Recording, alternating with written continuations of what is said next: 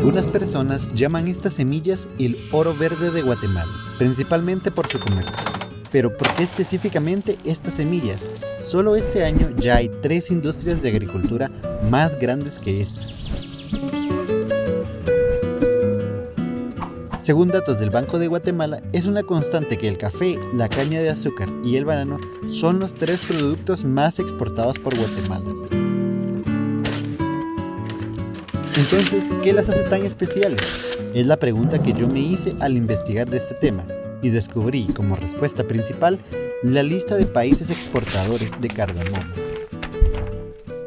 En un ranking liderado por potencias mundiales o países de Medio Oriente, encontramos un pequeño país de Centroamérica, encabezando el puesto número 1 entre los exportadores de esta semilla, en todo el mundo. Un puesto que Guatemala conserva año con año. ¿Y cómo lo hacemos? Te sorprenderá saber la historia de esta semilla originaria de las selvas de India que llegó a Guatemala desde Alemania y que hoy en día, aún presentando problemas desde la lucha contra las plagas hasta las complicaciones e injusticias de la propia industria, aún así forma parte del crecimiento y desarrollo de nuestro país, de varias comunidades en el Valle de Polochic y la Franja Transversal Norte en departamentos como Alta y Baja Verapaz.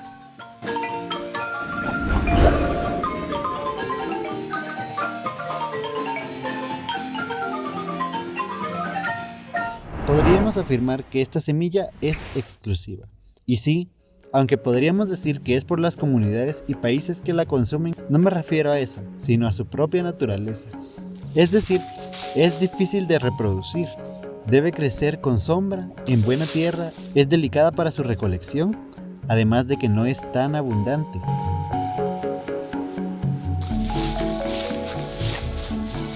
En aproximado de cada 10 vainas de cardamomo que se recogen, se obtienen 1,5 cucharadas de cardamomo. Y en una industria tan competitiva se debe tener la mejor calidad, un proceso que hacen los recolectores de selección, división por tamaños, calidad de la semilla, para luego secarlas. En promedio, solo 1/4 parte de todo el cardamomo recolectado es comercializable, dato que disminuye con la creciente plaga de trips y otros insectos que infectan y dañan la semilla. Aún así, la industria del cardamomo, como la vemos, ha ido en crecimiento con el paso del tiempo.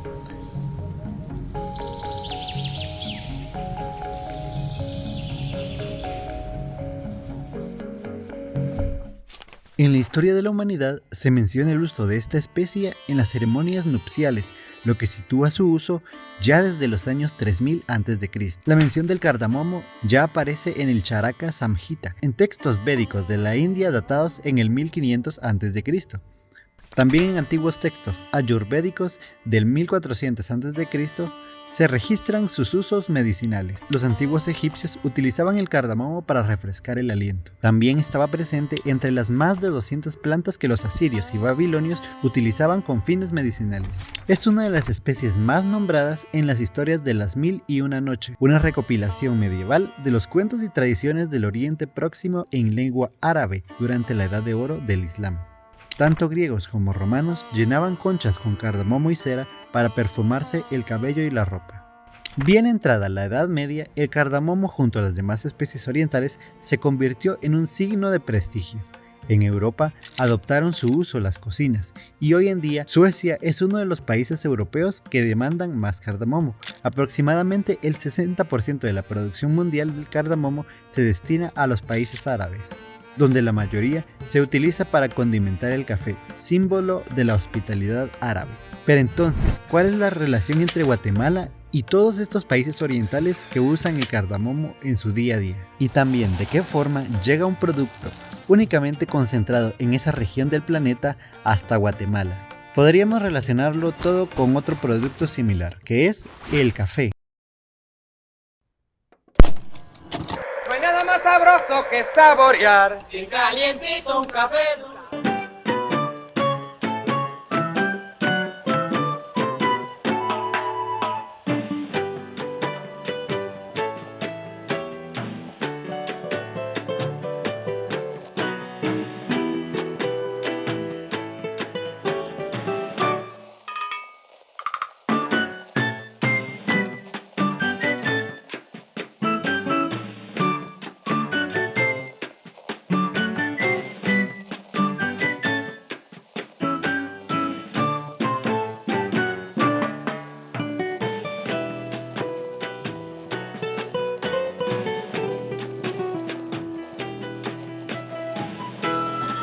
diario acontecer de la ciudad, se toma a toda hora café. En los años 1860 iniciaron las primeras migraciones de europeos a Guatemala, específicamente a la región de Cobán. Rodolfo Düsseldorf fue el primer alemán en llegar a Guatemala.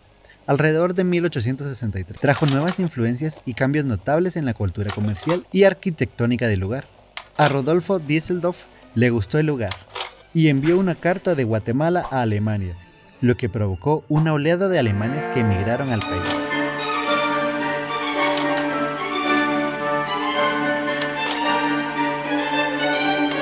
Se produjo una fuerte inmigración alemana en las Verapaces, lo cual colaboró en la producción del café.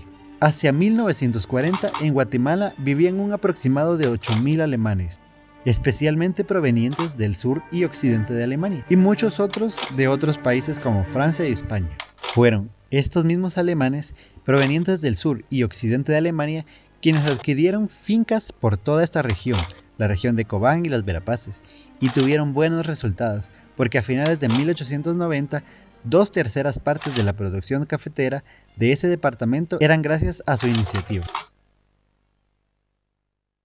Ahora, regresando a hablar del cardamomo, si queremos descubrir cómo fue su introducción en el país, podemos investigar rutas similares, ¿no?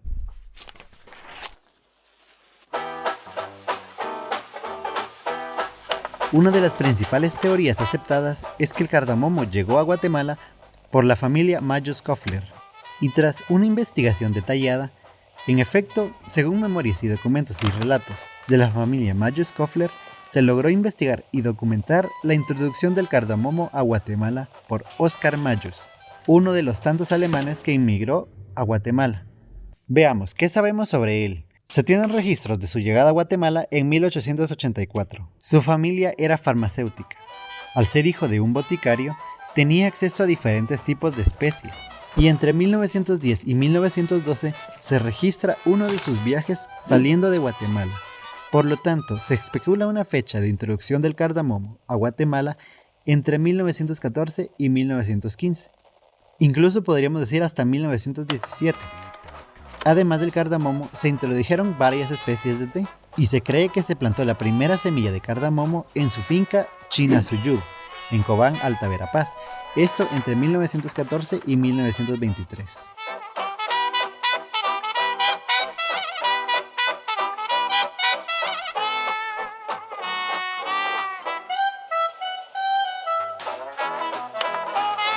Majus-Koffler tuvo un último viaje a Alemania en 1936.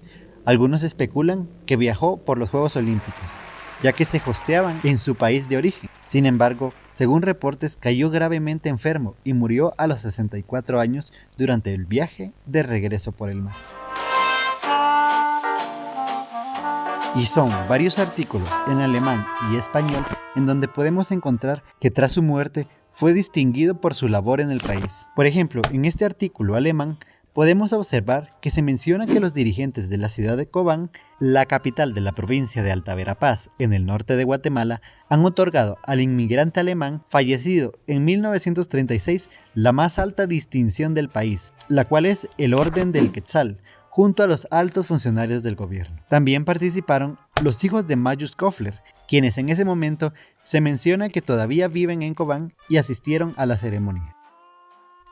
Ahora, sobre las varias fincas en Alta Verapaz administradas por la familia Koffler, fueron donadas y entregadas a una comunidad, en la cual se forma la cooperativa Chirripec, que busca mejorar el cultivo del té y desarrollar un mercado potencial.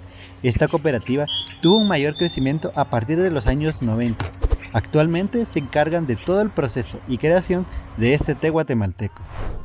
Hoy en día el cardamomo figura entre los 10 principales productos de exportación del país, y Guatemala es el exportador número 1. Se cultiva en 5 departamentos: Alta Verapaz, Baja Verapaz, Quiché, Huehuetenango e Izabal. Y la unión de estos 5 departamentos es lo que llamamos la Franja Transversal Norte.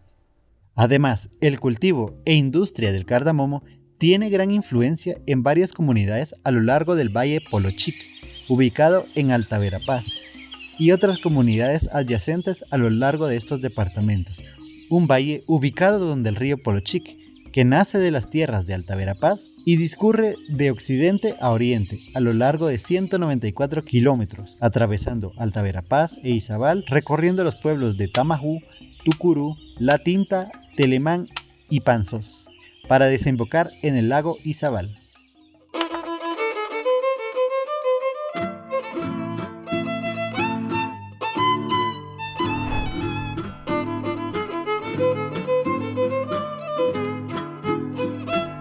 Sin embargo, aún siendo Guatemala el número 1 entre exportadores mundiales, la industria del cardamomo pasa por complicaciones. Y es que, como lo mirábamos antes, cultivar cardamomo quiere dedicación, no es fácil, y por cada planta de cardamomo son pocos los frutos finales que llegan a ser comercializados. Más aún, si incluimos el variado clima que ha afectado estos cultivos durante los últimos años, y también el crecimiento de plagas. Y una de las cosas que también afecta a esta industria son los desbordamientos de los ríos, que dificultan no solo el crecimiento de los cultivos, sino también el estilo de vida de las propias familias agricultoras. Haciendo algunos cálculos, hasta ahora son datos alentadores, no la cantidad de recolección de cardamomo, que ha disminuido exponencialmente de un año a otro, pero sí el precio del cardamomo. Pero esto también es por la variación climática que ha afectado a India durante los últimos años, específicamente tormentas, inundaciones y sequías. Pero en el momento en que India logre una estabilidad climática o entienda cómo manejar estos cambios del ambiente para sus cultivos, el precio del kilo de cardamomo bajará. Y eso significa que menos recolección, como está pasando ahora, comparada a años anteriores, será menos ingresos económicos, lo que indirectamente afectarán a las propias familias agricultoras. Y es que para entender cómo funciona esta industria hay que ver todas las fases de su producción, desde su sembrado para después la recolección, luego todo el proceso de preparación de secado y por último la exportación a diferentes países. Cada una de estas fases tiene personas, tiene familias que viven, trabajan y hacen esta industria la número 1 del país. Sin embargo, no todos tienen un trato justo, iniciando porque la mayoría de espacios y terrenos de producción de cardamomo son de empresas o productoras multinacionales, y es menos del 5% que es de productores individuales o autónomos. Luego, estas empresas compran a productores quienes se cargan del secado, separación y preparación del cardamomo, quienes o ellos mismos tienen repartidores o contratan repartidores para que vayan de casa en casa recogiendo los costales, y que al final de cuentas casi ninguno de estos tres grupos de la cadena de producción recibe un trato justo. Y es después de todo este proceso que el cardamomo sale del país, y ahí es cuando los exportadores del cardamomo buscan encontrar el mejor precio posible en el mercado del Medio Oriente.